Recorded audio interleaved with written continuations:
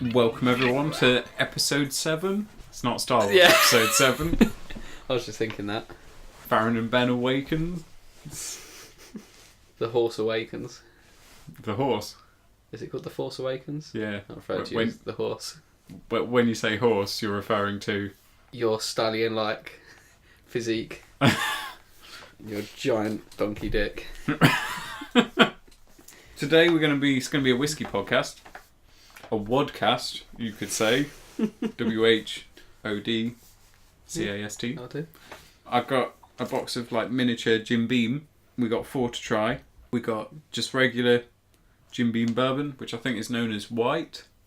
Jim Beam white. I've seen it referred to that somewhere. Then we got Red Stag. Cherry. Is it? Yeah, Red Stag's a cherry. Oh, I look forward to that one. Jim Beam honey, which is probably going to be very... That's also cherry. It's not. It's probably going to be very similar to the maple one. Or to the Jack Daniels honey. Yeah. And then what's Devil's Cut? Is it a stronger one? A slightly different thing? Maybe it's slightly... On the back, I believe you had descriptions. Well, shall we read through each one as we drink them? We can. And I have a story about Jim Beam Standard White, or whatever it's called. Do you? Standard one.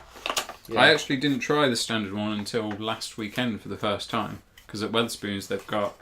I think I texted you saying, oh my god, it's $2.99. I just had a double Jim Beam and mixer. You did. You could tell you were getting excitably and possibly very drunk, especially when I rang you and you couldn't hear me and I hadn't said a word and you were going, I can't hear you. I can't hear what you're saying. Yeah, I just called you and I thought... I hadn't said anything. Did you even say hello? Possibly at the beginning, but then I just let you speak for about 30 seconds going, Ben, I can't hear you. I can't hear what you're saying. And you weren't saying anything. Yeah. So we've got Jim Beam Boobon, Red Slag, Cunny, and Devil's Cunt. I wonder if the Boobon has a slightly milky aftertaste. I'll have a little less than half because I've got a thing about this this Jim Beam. Is this supposed to be your story? It's something of my past, my childhood. Let's have a sniff. Let's have a sniff and I shall read. Okay, it's not as bad as I remember. Jim Beam Boobon, Kentucky Straight Boobon Whiskey. Painstakingly aged for 4 years, Jim Beam Kentucky Straight Bourbon Whiskey has always been an independent spirit, made for those who take their bourbon seriously. That's basically saying, this is our just bland normal whiskey. Yeah. Here Yeah. it is. Nothing special about It's it. a drinker, as I believe they say in the wine industry. It's nice. Yeah, nothing wrong with that. It's nicer than Jack Daniels, I think, on first taste. I might agree. I think standard Jack Daniels goes better as a mixer with Pepsi. That's what I'll always have with Pepsi. I'm completely generally against drinking whiskey with anything other than a bit of water and ice. I know. Generally not even ice or water. So what's your horrifying Jim Beam? Well, it was the first drink I ever got totally wankered on. I was 16. I'd had drinks before, and I drunk I got pissed with we'd been to a few parties, and I'd like Alco Pops before, stuff like that, and been drunk on them. We all passed a vodka bottle around, swigged that. You got a bit pissed and all that. I fancied this girl when I was 16, and at the time I was like, oh my god, I'm in love with her. She's amazing, and she didn't fancy me back. And so I went home. My mum always had an alcohol cupboard. Well, I say that like my mum's a massive alcoholic, but she basically, there was a larder. We had like a cupboard in our kitchen, a walk-in sort of cupboard, walk-in wardrobe of booze. It was like cupboard store like all spices and cereal and all that sort of stuff. But the top shelf was always. I think I'm the sort of person that's going to have one of those. Yeah, it's what I've got my own now. It's great. There was always a few bits of booze up there. I think it was probably my stepdad's whiskies that he didn't really drink. He got given and didn't drink them. I'd had mates round every now and then when I was about 16, and we had a bit of booze of stuff. We had a drink. I realised at this point he hadn't really drunk any of them, so I thought, well, he's never going to notice. So my friend Matt had one of those that his parents had. Yeah. It was more like a massive shelf, both widthwise and lengthwise, just full of alcohol, different types. Yeah. He would often brag about how he turned his liver to pate using that. And the amount of different alcohols that I've tried but don't remember, thanks to him. Yeah. And I'm very grateful. Yeah. That's it. That's good. I was the host of my friends that did that, and we always used to have the different one. Funny, this is like a digression within a digression sort of thing, but one of the whiskies that was there on the shelf or in the cupboard was VAT 69, which have you ever seen Band of Brothers? I saw it when it originally ran on TV, so I can't remember it that well. Second World War thing. David Schwimmer. Yeah. Did he direct it as well? Or did Steven Spielberg direct it? I thought Tom Hanks had something to do with it as well, didn't he? He was in it, definitely. I think maybe a producer on it. Yeah, and Damian Lewis was the main guy. One of the guys in that used to always drink VAT 69, and he became a bit of an alcoholic, and in it there's loads of VAT 69 like all the way through it. And so me and my mate Sol, and Sol's big World War II, not fan, but he likes his World War II history stuff, and like we were like, oh, we got VAT 69. He was like, oh, we've got to have that, so we were drinking that. But anyway, so we had this full bottle of Jim Beam, and when this girl didn't like me, I remember I came home from sixth form early because I just had like the afternoon off or something, and I was sat there fixed every now and then you'd only have to go for like 2 lessons in the morning, and you could go home. So I was at home and I thought, right, I'm really feeling miserable. I'm gonna drink as much Jim Beam as I can. I had a bongo, like this drum thing, and I'd rested the bottle on that, and I was on MSN listening to music and stuff on my computer, and I had that, and I kept swigging that bottle. My mum was out.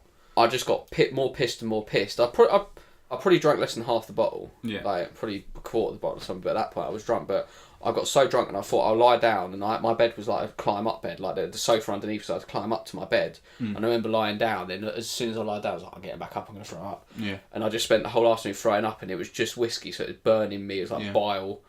But it was horrific, and I was just throwing it out, and I managed to somehow pass it off to my mum as I was just ill, not feeling well, and I was just felt like shit. And ever since then, I'd every now and then go and smell the bottle of Jim Beam just to remind myself, and I couldn't smell it for years. I was just like, this is bringing back so many memories of that, the burning. Now sickness. You've become a whiskey drinker, you're a little bit, I'm all right you're with a bit it. better with it. But everyone's got those drinks where they're like, no, I don't drink that anymore. For me, the first one of those was Sambuca, black Sambuca. Which isn't a nice thing anyway. I mean, it's a bit like licorice. It's sickly, and it's a sort of taste. I had a bad experience on that in my late teens. It sends your lips and your tongue black as well. Last year I had a bad experience with vodka, going to fan club and going to the goth electro night. Awesome night until about... Is that a Sunday? They do a special night every first bank holiday after the start of the month. That was just gone. It was meant to be. We were meant to go, but we never did. They don't always do the goth electro night. Okay. I love that night when they do it. They'll play stuff like The Cure and Depeche Mode and Nine Inch Nails, and then loads of stuff that I've never heard but sounds like stuff that I'd like. Yeah. But they also do, I can't remember what it's called, but it's like a grunge night. All right. So it's an early 90s. Like Pearl Jam, Nirvana. Yeah. Soundgarden. They'll probably play just them. Play a bit of Chili Peppers. They'll maybe play a bit of Radiohead. Maybe. So the kind of alternative 90s style stuff. But it's definitely themed towards more early sort of stuff. The only thing I think is that I wouldn't have all the clothes for it. I have all the clothes for the goth night, and sometimes I've had eyeliner. But, eyeliner. Yeah. But I wouldn't have all the clothes for the grunge night. I could maybe make something up. Just baggy t-shirt. That's pretty much it. But cap. I really want to go and try that. I think Green Day as well. They'd have Green Day. Yeah, probably would. Yeah. Obviously stuff like Basket Case when I come around. Yeah. So this girl. Oh yeah. This girl didn't like you. Yeah. So you got drunk. Yeah. Did you make advances and she turned them down? Or? No, I just kind of like she found out I liked her and she was a bit. At the time, it's just we were young. She was just like, she was kind of a strange girl anyway, in terms of like no legs. Yeah. One arm. Yeah, that's she was much it. Tentacles in the place where they should have been. She was pretty much a torso, a head, and one arm. It was a short arm as well. But she still kept me at bay. She still was like, no, I can do better. She that's it. Excellent lay from what I hear. Huh? Excellent lay from what I hear. Yeah, that's her. Do you still know her? Yeah, like sort of. She's still like friends with my mates back home who I don't really see much anymore. We were mates after it and all that. But she was kind of strange in terms of like if someone liked her, she'd freak out about it. She used to really fancy some people, and if they ever asked her out, she wouldn't go out. She'd probably just curl up into a ball and freak out. Oh, okay, I understand. You know, that. the type of I've been that guy. Yeah, that's it. I mean, I've always been shy and stuff like that. Funny enough, she was the one who got me into Silverchair. She was really big in Silverchair, and she loved Daniel Johns. She was in love with Daniel Johns. Right. She fancied a guy I knew at school. Who was a year above me, who was one of my mates. She used to pretty much go around our other mate's house, lived on the same road as him. This is what our other mate told me, that she'd go around the house just so she could kind of possibly see him. And they walked past this guy one time, and because our other mate was so pissed off with her being like this, she just pushed her into him. But there you go, here he is. And apparently she didn't talk to her for 2 years. Yeah, so like basically, because like she just kind of like was like really couldn't handle it. She was like freaked out and like was like almost like, I don't want to be fun, I don't want to see. And like for me, it was kind of crushing. So I got into my head that she liked me as well, and I was pretty crap at liking people anyway. It might be that she did, but that's just the way she is. She probably did. Most women do. Most humans do. Not just humans. No, yeah. I am the animal magnet. So basically, yeah, just because that, and I was just a bit like, kind of like, because I kind of liked her anyway, I was pretty crap with people. Like, I didn't quite know I really fancy people, I was always shy and all that, and I guess because I kind of got into my head that she liked me, and it took a lot for me to kind of say that I liked her, when she kind of like, not only said no, but she was just kind of, freaked out, couldn't, had like, don't talk to me, I can't really look at you anymore. I remember being in high school, and did you ever have high school discos? A couple of times, but not really. They would have stalls where they would sell like Panda Pop for £1 or something, and I felt like, that's the bar, let's go to the bar, guys. And I'm not one of these that started drinking and seeing girls like at 14. I'm just playing games in my room. Scrabble on your own. Yeah. There was a girl that I did quite like. I think Robbie Williams' Angels came on, and she was nearby, and she came up to me and said, so, do you want to dance? And instead of being like, yeah, that sounds cool. I mean, I like the song, I like her. Out of fear, I just went, no, and walked away. And it hurts inside. Yeah. That probably damaged her for a lot of her life. And the thing is, I did actually quite like her. Yeah. But my instant reaction was, no, there was maybe like a moment's hesitation, and I was just like, no! Yeah. It's horrible. It's being a kid, and it's just the things you look back and you think, why was I like that? Why did I? It's bad, isn't it? I feel so bad. It's not. There was a girl. Probably not as bad as her. No. Have you checked that she's still alive on Facebook? I can't remember her name. Oh well, if she's still alive now, she's probably going to kill herself because I can't even remember her name.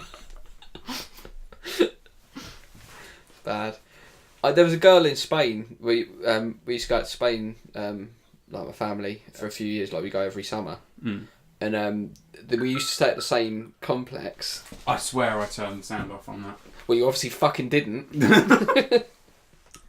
Oh, some fucker outbid me and off. It's because I got distracted by eBay. So it doesn't interrupt my fucking story again. No. Yeah. When we used to go to Spain, we used to go to the same complex because we knew someone who owned an apartment in this place. So we go there, and I say we do, my stepdad did. I make out as though I know all these marvellous people. I don't. And there was a girl there whose name was Bear. Which I'm guessing is a Spanish name. The only time I've known of the name Bear is in the Paddington Bear. No, I was going to say in the gay community, isn't there a certain type of man that's known as a bear? There is. I've got a story about that as well. Well, it's my dad's story. And then, I mean, if I was gay, I'd be known as a cub. Would you? I think so. Because I'm a slightly more feminine, sort of skinny man. And you wear your Cubs uniform. Yeah. Yeah. So this girl and spout out chocolate cookies on people's doorsteps. No, you be the scoutmaster. Yeah. So basically, this girl, like, just came over and chat. She had a mate with her. It was either a mate or a younger sister or something. But bear in mind, I was only like 14 at the time, so I was like 15. She kept talking to me, like, was really like friendly to me and all that. And was like, oh yeah, let's like play volleyball and all that sort of stuff, like in the pool, not like, you know, sexy beach volleyball. Yeah.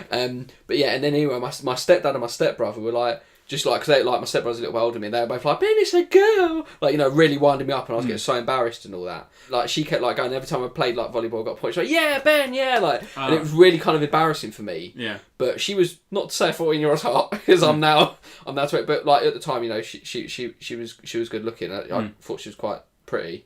She was sort of into me in a way, I'm guessing. She seemed like She wanted to hang around me all the time. Yeah. But I was so embarrassed by my stepdad and my stepbrother that I just shied away from her. Right. And one time I ran out of the pool to get away, and she kind of followed me and was like, do you want me to leave you alone now? Like, do you want me to not talk to you anymore and like leave you alone? And I was like, yeah. And she was cool, like, okay, and then left me alone and never saw her for the whole holiday. And at the time I was like, oh, that's great, I'm not going to be embarrassed anymore. But looking back, I think, what a bastard. You know what I mean? I was so scared and so shy. But I was just thinking, what a bastard. Like, she... Also, you maybe missed out on good times. Yeah. That's it. I could have got more cheers for volleyball, yeah. So you could take me saying that phrase and just make it into a song that would condemn me for life. Good 14-year-old times. You could just between two 14-year-olds. Yeah, which makes everything all right. Yeah. Without me watching. Yeah. I'm not saying I'm watching. I was just going to go for like a child newspaper called The Good 14-Year-Old Times. Whether she liked me or not like that, or she was just being really friendly. But either way, I just thought I was so shy and so embarrassed that I just completely was a bastard. And I thought, a year later or so, I was like, damn, like, you know. I suppose I've got an equivalent of that. There was a girl that I really liked at university. It took me a lot of drinking double JD and Coke to say, I really like you. She went with it. That's good. And came back with me to my room. But I was a bit too... Maybe I had too many morals back then, because... You said it as if you... Now, different story, yeah. In hindsight, morals get you nothing. Because I was like, well, I don't want to do anything more than, you know, maybe make out and grope you a little bit, because I would like to see you properly. And because of that, I didn't do anything more than that. I think we watched Con Air. That sounds like a fucking awesome night. Nicolas Cage creeping his way in there. Didn't do anything, and it lasted a week. Not a week, 6.5 days. And in hindsight, I'm like, should have gone for it. Yeah. That's the thing. I think it's just like, you overthink things. I guess like what you say, you're like me, like, well, for me, I never really had girlfriends growing up. When I was like 4, I remember a girl going like kids were playing kiss chase in school, and she was like, if you let me kiss you, I'll be your girlfriend. And it was just a case of we held hands in the library, on the way to the library at school. Yeah, there was one girl that I walked around primary school with, holding hands for a few days, and then we stopped doing it. And I don't actually remember why we stopped or why we stopped. And there was no heartbreak at that age, really. That's the thing, I remember that. It's like, because you had to hold hands with someone, because you used to walk from school to the library, which is like across the road and stuff. And so like you had to hold hands, but it just happened because that was it. And then it was only when I was like 16, 17 that I actually had a girlfriend. Yeah. I think when I was 10, we had a Wendy house, which was a bit weird for 2 boys. Yeah. But we loved it. We had Lego in there. Awesome.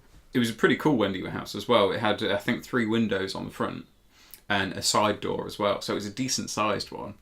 And it had tiny stairs in it that went to like an upstairs bed bit. I know someone who had one there, yeah. There was a girl that lived around the corner. Like a shed sort of thing, yeah. Yeah, and we were sat in the upstairs bed bit, and she flashed me. And I flashed her. Good times. Then we played Lego. It's so innocent back then. Yeah. So, but then I think I was like, I probably had the first proper girlfriend at like 17 or something. Yeah. That's it. And I think because like everything, because I was so shy, I was just like, I was always, and there's sort of an element that kind of creeps into how I am in general, but it's like, if they're pissed off, it's my fault. Or like I feel like bad, like I would sort of change myself to, like, it's taken me a while to kind of try and be myself without worrying about. You realise that you've got to, if you want any kind of long-term relationship that's enjoyable, assertive, you've got to still be yourself. Yeah, that's it. And it's when I was like 16, 17 still, I wasn't. And to be fair, like, I still not always am now, but it's something I'm learning. And it's weird, but I feel it's like probably lack of that, because you see other guys always have girlfriends and shag about and that, but I've never done that. No. I also remember being sick from alcohol. I was at someone's party. It was a house party. I think I was in my early to mid-20s. And this is one of the worst times I've been sick. I've probably only been to sleep for about an hour, and it was probably about 3:30 in the morning or something. What, at the house? The house party? I was staying in, I think someone had a converted garage that they changed into a room, and there was 2 other people sleeping in that room, and I was in a sleeping bag that I don't think was mine, because I don't think I had a sleeping bag. And I threw up in the sleeping bag. and on myself. I ran up to the bathroom thinking I'm going to be sick some more. And I got so close to the toilet, but not close enough. I opened the bathroom door and I could see the toilet and I almost got there, but instead I threw up on the radiator. And it went down the back. Oh, it must have heated up. That's horrible. And it went on the floor and on the carpets on the floor. I managed to clean up as much of the radiator as I could see, not down the backs because I can't clean up all down the back. So I know that one day that probably heated up and they could smell it.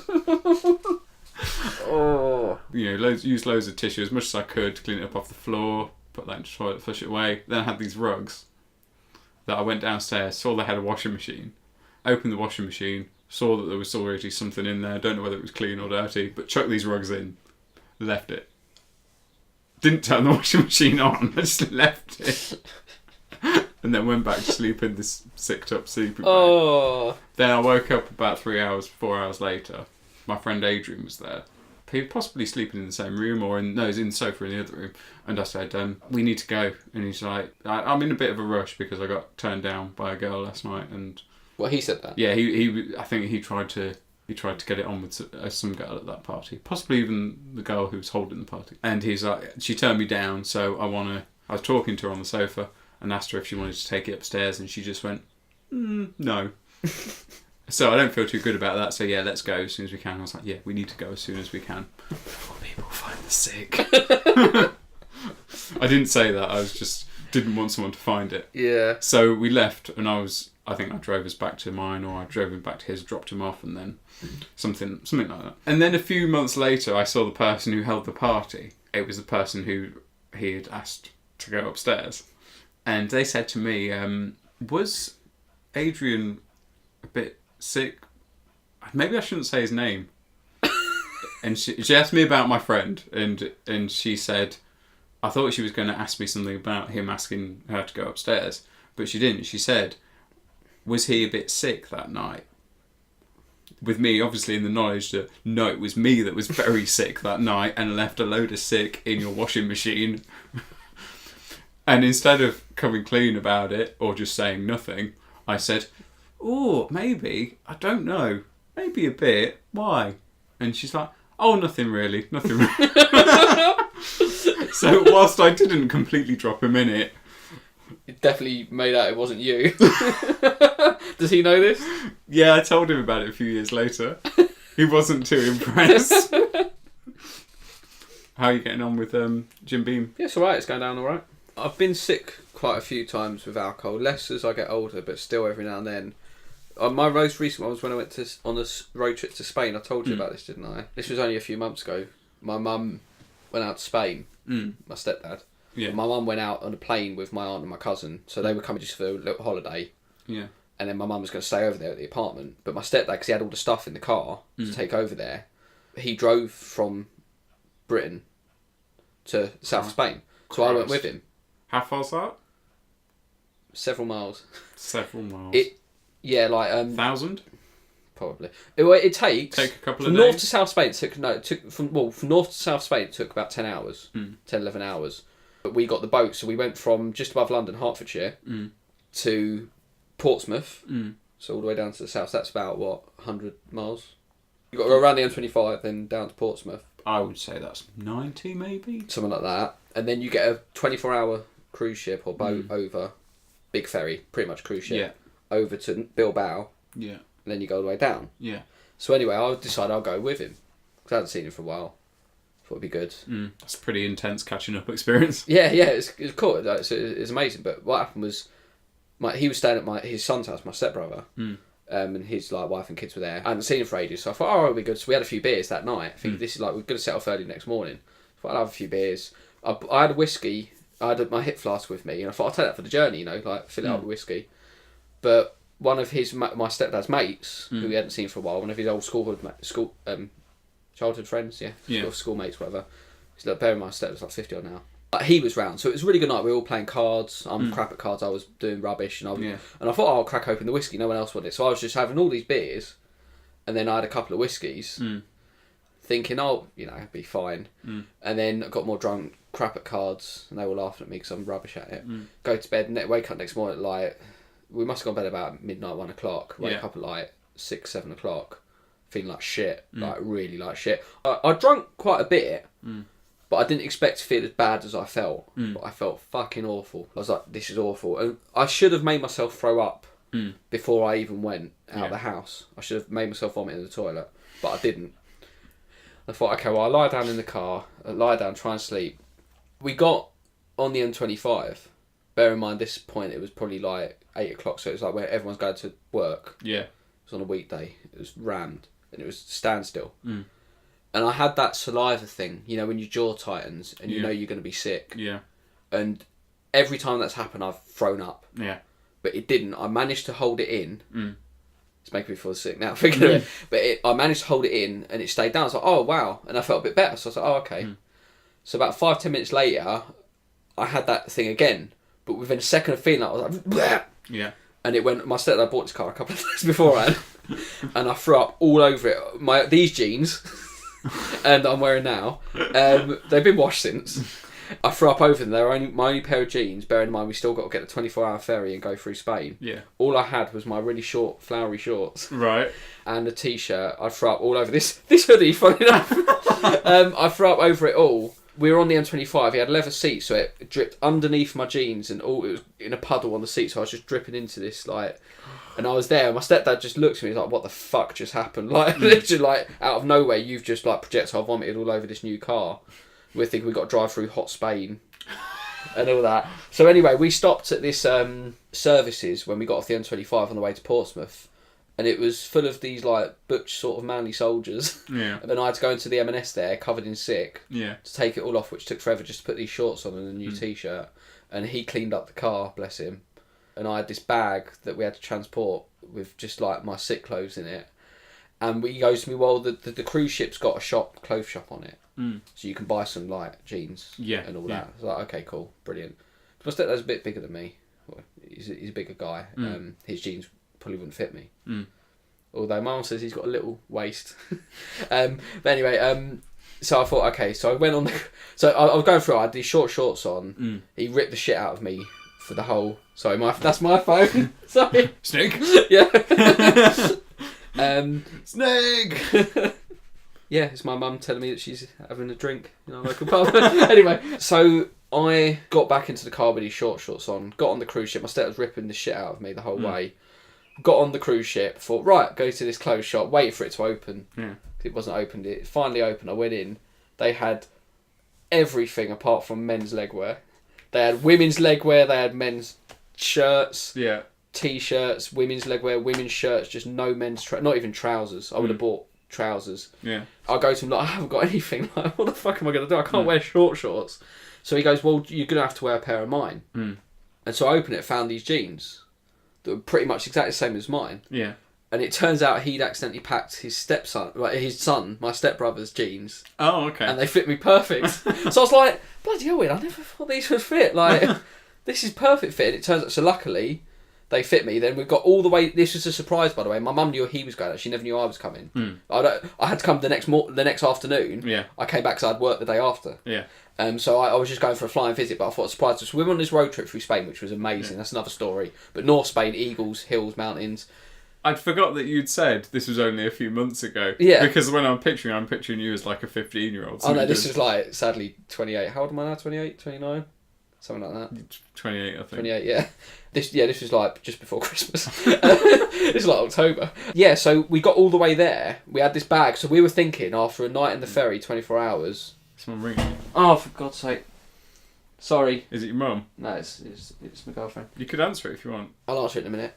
I'll ring her back. So what happened was... answer it in a minute. I need to finish this story. She's going to ring for about 5 yeah, minutes. Yeah. I don't have voicemail, so she can. She could just constantly ring. So yeah, so I got all the... Like, we thought to ourselves, right, this bag of sick clothes that were tied tightly in the car is festering overnight in the ferry, like in the cruise ship. What's it going to be like? So we get in there, and it was all right. I'm like, okay. Someone dares you to eat them. That's it. We could just, by that point, it dried enough to scrape it off into a bowl. So anyway, so we drove all the way through Spain. It was really good fun. Finally get there, and then there's a bar. They're right near this bar, so he's in there. Like, my stepdad takes me there, so we have a drink. Like, we just done this 10-hour road trip. Great, best mojito I've ever had, because it's like you've done this journey from Britain to the south of Spain. It feels like it's an amazing feeling doing a road trip. So anyway, we get there, and then my mum comes down. And she walks in, she's like, "Oh my God, you're here. I'm like, hi. Just so you know, you've got some washing to do." So I got all the way to Spain, and nothing changed. Whenever I used to go home from like uni or anything like that, my mum would do my washing. So I go all the way to South Spain and still give her some washing to do. We had homework to do. We had homework, and I sort of failed mine. I feel very much like a school kid coming in saying I didn't quite finish my homework. Which is what you did last time. I'm really bad at it. Mine was to listen to Andrew WK's first album. Is it his first album? Yeah, his first album. And yours was listen to Master of Puppets. Yeah, which is Metallica's third or fourth. It was mid-80s. I'll go first because mine's not going to be as long as yours. I, like a bad kid, didn't listen to it, and it was only when you were picking me up today to come here that I listened to it. And so I found him on a street corner. Yeah. And then Farron Light, very much like Richard Gere in Pretty Woman, pulled up in a convertible. And said, "Do you want to party hard?" Yeah. I didn't say anything, I just sheepishly got into the car. Discuss prices later. I listened to it on the way here. I like it, it's good fun. I kind of wish I'd listened to an album back when we were kids, which was when it was out. Very samey, from what I gather. Yeah, it is. I mean, it's got the same sounds in each song and all that, it's very similar. It's all done by him anyway, as you said, he's multi-instrumental. Yeah, he does. I wouldn't say all of it. I think he does in the region of 80% of it. Okay. And more so as his albums have gone on. It's good fun. It brought back certain feelings of when I was younger, listening to that sort of punk style of stuff. And what we call it's sort of punk pop metal. Yeah, which sums up our childhood really. I think anyone listened, like I couldn't quite warm to it as such as. I think if I grew up with it, I would have loved it. But now it's kind of like it's nostalgic. It's a bit silly though. It's very silly, yeah. Now. That's it, yeah. It's cool. It's cool though, and I can understand why you let me listen. It was kind of the good thing about it was it was kind of an oddball compared to all the other things we listened to, because it had that party element, because it had that tongue-in-cheekness to it. All the keyboard sounds. You didn't really get many bands back then with keyboards in, especially to that synth sort of. Yeah, if you were to pick 3 bands that you'd say influenced the sound of Andrew WK and that album, what 3 bands would you pick? I don't really know. He just seemed he just to me felt like he was part of that whole era, but I wouldn't really know what to say, because I don't know. I'm guessing you're thinking of some sort of 80s sort of electric bands Mostly, but I didn't really listen to that. One 90s band, Faith No More. I don't know them. You know the song Epic by Faith No More? I don't think so. Oh, that's a shame. Their first album I think was 89. Okay. Epic was probably off their second album, which would have been like 92. Called Angel Dust. Definitely had the same look, and it was kind of like a big metal sound. It was an epic metal sound. Also, I go with what was Tommy Lee's band? Motley Crue. So again, I didn't listen to them. Which was kind of a bit... Is that hair metal? Is that classed hair metal? I didn't really glam, party metal, biker, that kind of. Yeah. And maybe something like Bon Jovi, 80s Bon Jovi. Bon Jovi I've always seen as more cheesy in a taking yourself serious way. Yeah, I can see what you mean. He's definitely he's come out of that. I loved that album since it came out, and that was possibly the first album that got me listening to heavier music. And then after that, I went on to like System of a Down. Okay. Which is still a bit fun metal, isn't it? It's not straightforward metal. Like, no, it's got that quirkiness like to it. Yeah, it's got that quirkiness to it. It's very much System of a Down are good because they got that sort of eastern side to them. They got a slightly more weird side. Yeah, I think makes them more unique. Yeah, a couple of my mates who are really big into their metal in general don't like System. They see them as a bit of a like laughing stock or as a joke. I think that's because they like the more standard technical metal. Do you know what I mean? And all that. Bands like, I don't know, Trivium, Machine Head? Probably them sort of bands, yeah. Which were popular early to mid 2000s. Yeah, just after the Slipknot sort of wave, weren't they? Because Slipknot repopularised metal a bit. So to me, I was classed them as metal, but they are classed as new metal. A lot of things were classed as new metal though that came around. But they were the heavier side of new metal, I'd say. I mean, you would take... I'd say like Limp Bizkit. Limp Bizkit, yeah, definitely. The pure on rap, like metal. Lost Prophets were counted as new metal when they came out. Yeah, when they came out, definitely. Yeah. What makes new metal? I guess it was the sort of period it came around in, wasn't it? It was metal. It was slightly more modern sounding. Had like that slight rap edge to it, where DJ Lethal coming in like, DJ Lethal, bring it on. That's how my generation goes by. Was it just called Generation? No, My Generation, I think. It is My Generation. Problem is, every time I say My Generation, I stop to think of, isn't that The Who? Yeah. Yeah. Or is it called Generation? I don't know. But there's My Way.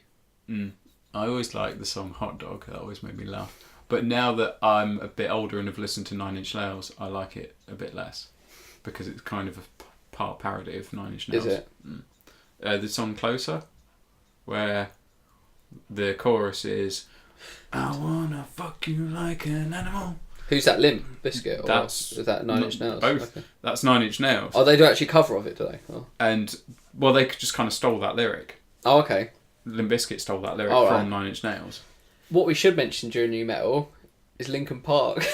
Oh, obviously. Yeah, we Linkin should have Park. mentioned them. Then with Limp Bizkit, they're more iconic. They were the one who brought it more to the kids as well. Like, because... No, I thought Lost Prophets were the band that...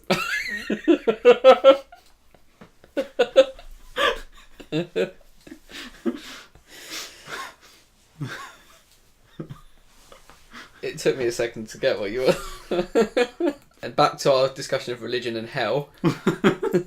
That was a bad era. That kind of... And then Linkin Park, when new metal died out, they made the decision to go a bit more... Indie? Just mainstream rock, I'd say. Yeah.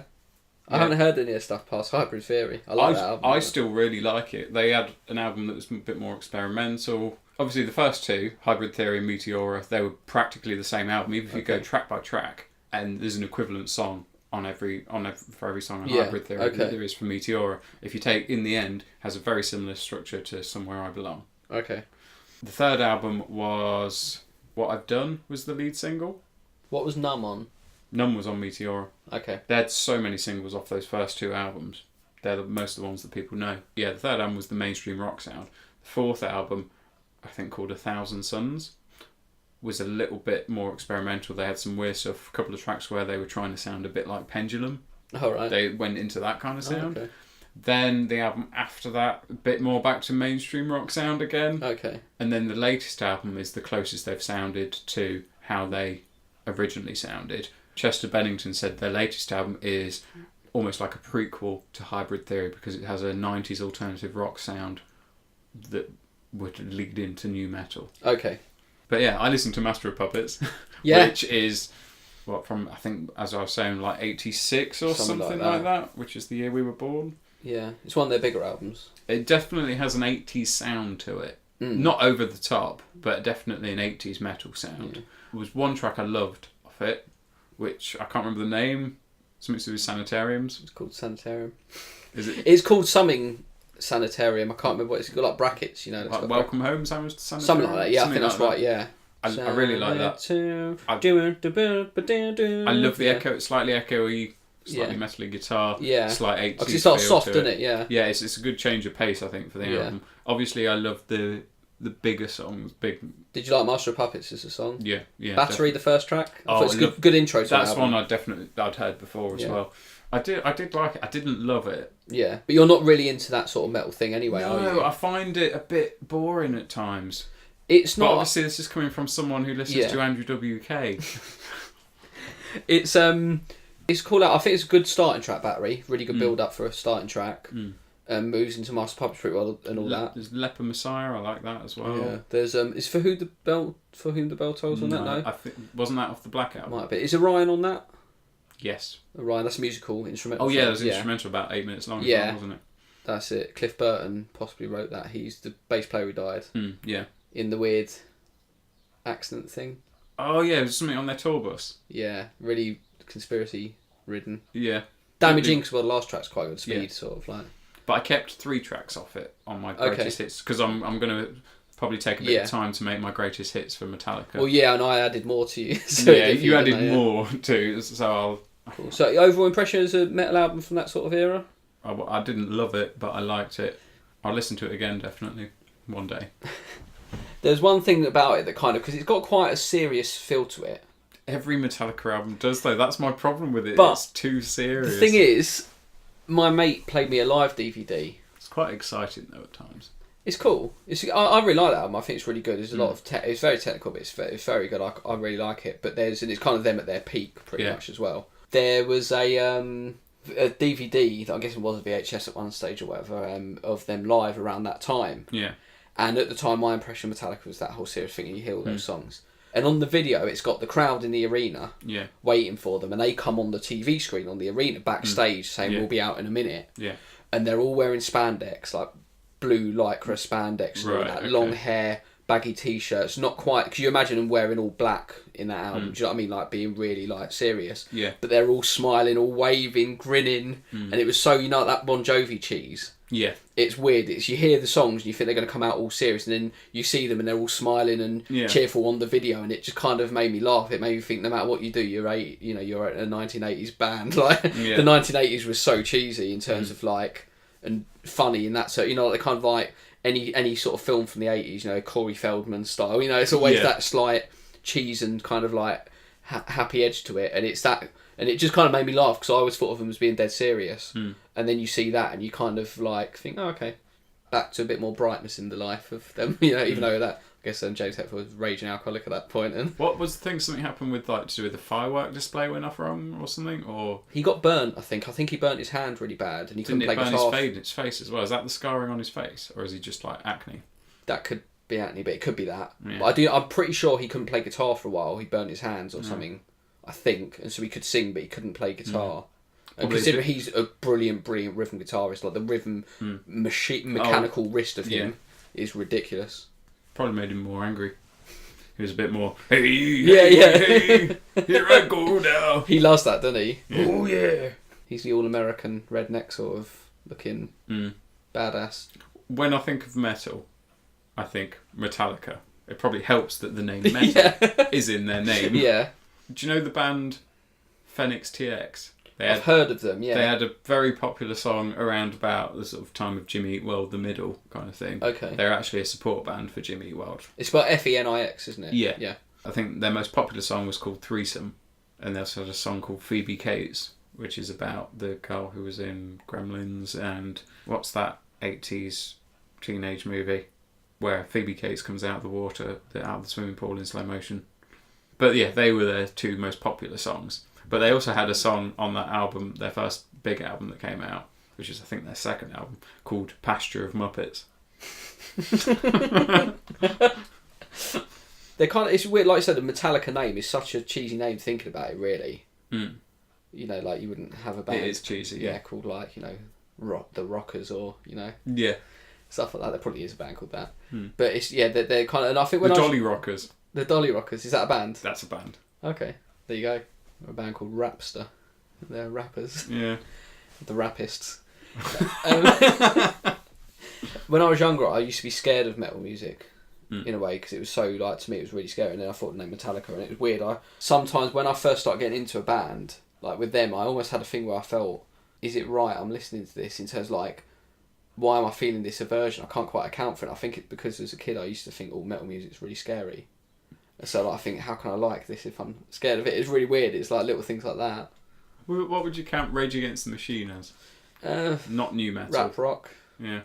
Political rap rock. If they came out in the year 2000, they would be considered new metal. They would have been called new metal. Yeah, you're right there. Yeah, they would have. They would have been generalised into that. Would they have even been big? Because I think they're very much a band that would have been part of the era because of that sort of sound.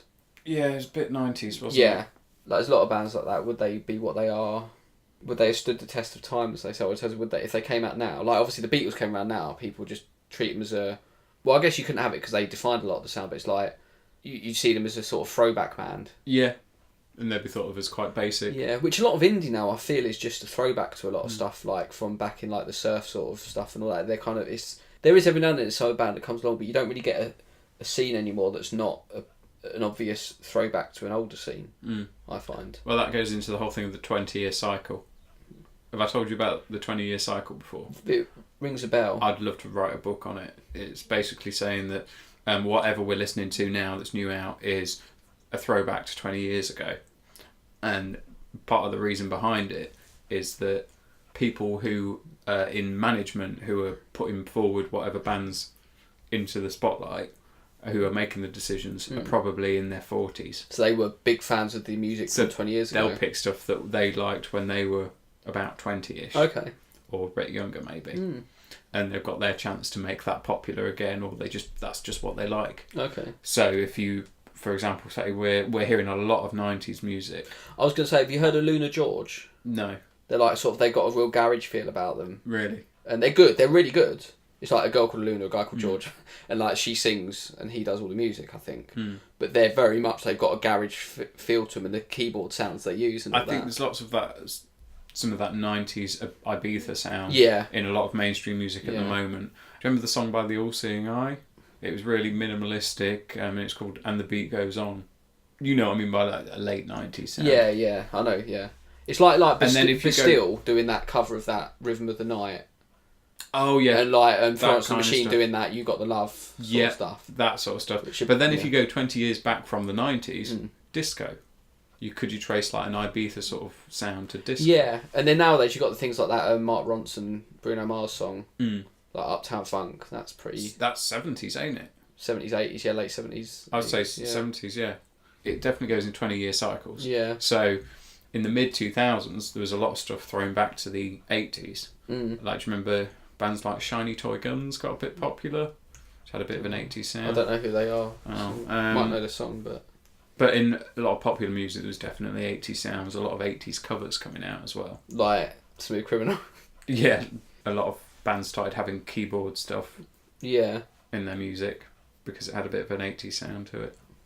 And you could say that a lot of the emo music that got popular, a bit more mainstream, was a throwback to 80s goth music. Bands like Depeche Mode and The Cure. Bands like My Chemical Romance were fans of that kind of stuff. Okay. All the 80s stuff where it was all about, what were you saying earlier about the 80s, how it was a bit cringy and a bit over the top. Yeah, it was always a bit like... A bit garish. Yeah. You could trace that back to the 60s where it was all tie-dye stuff and lots of bright colours. Yeah. It worked for so many things. That's a good theory. Yeah, I'd love to write a book on that. But no one would read it apart from me. I'd read it. Oh, that'd be nice. I think that's a very good subject. I think that's a good book to write. I don't know with film as such, but there seems to be in the last few years, there's been a hell of a lot of remakes. A hell of a lot. That's more to do horror, with people. mainly. People don't go to the cinema as much, so people who are funding movies want a sure thing. So they want something that they know is successful, so they remake something. Is that why they do it? Yeah. It's just milking it, really, isn't it? Yeah. It's bad. Something that's benefited the whole sort of indie community of films is how cheap cameras have got now. Yeah. So whilst you think it's going to put out the more indie films, it doesn't. They're still thriving. Okay. The films that have been put out are the ones in between the two that are like low to medium budget, that are, let's say, £30 million movies. Is that low to medium, is it? That's what I call low to medium. Like, blockbuster budget is over 100 million. So, Mad, isn't it? For example... Scary money. Yeah, that is scary money. Don't go for your Avatar Titanic, because that's right at the other end. The new end. Fast and the Furious movie. Okay. Budget, I've never seen any of them. Budget of 250 million. Really? Yeah. What was it? Star Trek that came out in 2009 and X-Men Wolverine. I know the budget of them because it was the same budget, and I always remember thinking one was way better than the other. But they were both made for 150. Remember me going on saying about, like, a few episodes ago, saying about how if a film, I hadn't seen it, it wasn't successful.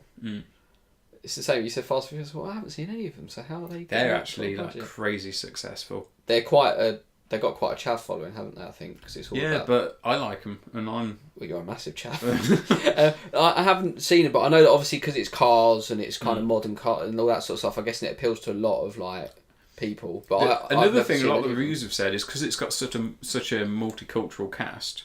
One person for every... Paul Walker was the most sort of middle-of-the-road American guy. Yeah. But then you've got, like, Vin Diesel, Michelle Rodriguez, Tyrese Gibson, like, all completely different ethnic backgrounds. And they say that's what... You get so many people going to watch it because there's someone representing each group. Okay. And it's just... Especially American, I guess. Yeah, and it's a big blockbuster action movie. So that's I've never seen any of them. The first one's okay. Second and third one are kind of okay. The fourth one's slightly better. The fifth one, it suddenly becomes amazing. Really? Yeah, really amazing. But you have to sit through 4 okay movies to get there. It suddenly becomes a brilliant franchise. It's just better written, better directed, and they throw The Rock in, and it makes it a hell of a lot more entertaining. What about Peter Jackson movies? What, budget-wise? Yeah. Filthy? Massive budgets. Particularly for Lord of the Rings. He manages to keep costs down a little bit by shooting them back-to-back, and by shooting them in New Zealand. Yeah. So they're all films that, let's say, if you shot them separately in America, would be 200, 250 each. But because he shot them all back-to-back, in New Zealand it'd be 350 million for 3 films. So I thought there was like an artistic side for doing that, because firstly it gives a consistency, and secondly as well as that, the scenery looks and ridiculously he's good. from New Zealand. Yeah, and he's from New Zealand. What about like the? But they give special tax breaks. Okay. And there's also lots of good tax breaks in the UK, which is why we're getting a lot of mainstream movies made in the UK again, like Star Wars. But Star Wars was always made in the UK, wasn't it? Yes, as well as that, though, for the consistency of it. There was a hell of a lot of like the Will Ferrell, Ben Stiller comedies like Zoolander, Anchorman and all that. What sort of budgets are they shot on? They have budget more in the region of, I think, 40 to 50. They spend most of their money on the cast. Okay. More than anything else. Yeah, because I guess you don't need special effects and stuff as such. I'd say films in the sort of 70 million range would be stuff that has a bit of action in, or maybe a bit of sci-fi. I mean, let's say something... Taken, Liam Neeson. Something like Taken, like The Transporter maybe. I think that was maybe a much cheaper budget than that.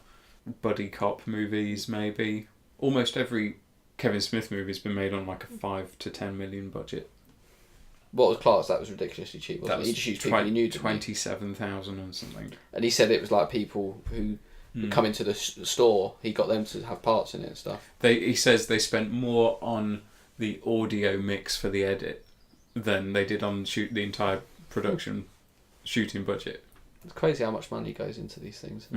What about things like Evil Dead and all them?